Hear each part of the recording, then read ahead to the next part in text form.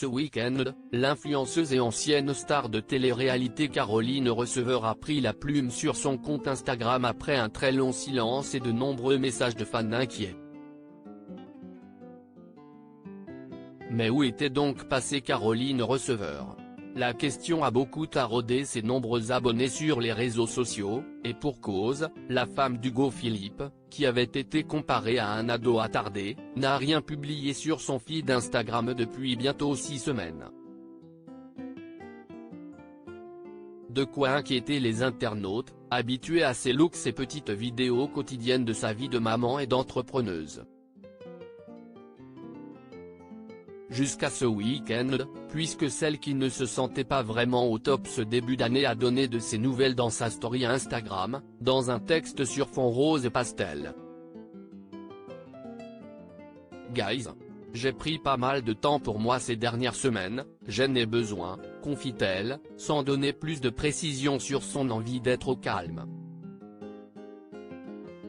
Mais elle tient à rassurer ses fans, je vois tous vos messages et vous remercie de penser à moi. Je vais bien, je profite de cet été pour me déconnecter et prendre soin de moi entouré des gens que j'aime.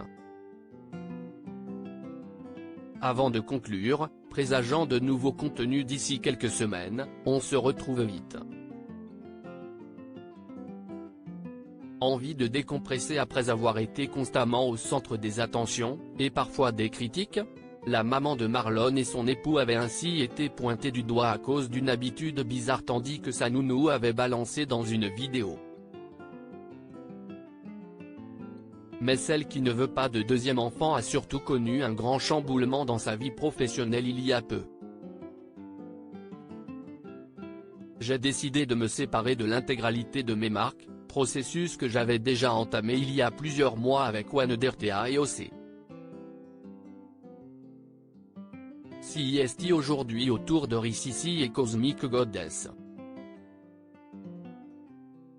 Ces décisions n'ont pas été des plus évidentes, surtout pour Cosmic Goddess qui est mon dernier bébé et avait énormément de sens à mes yeux, révélait-elle publiquement au mois d'avril.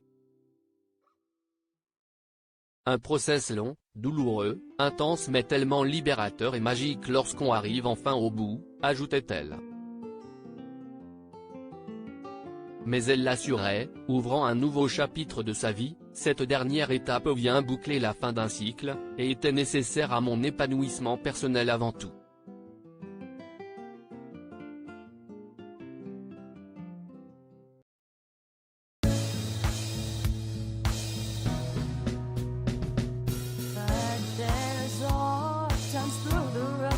I think you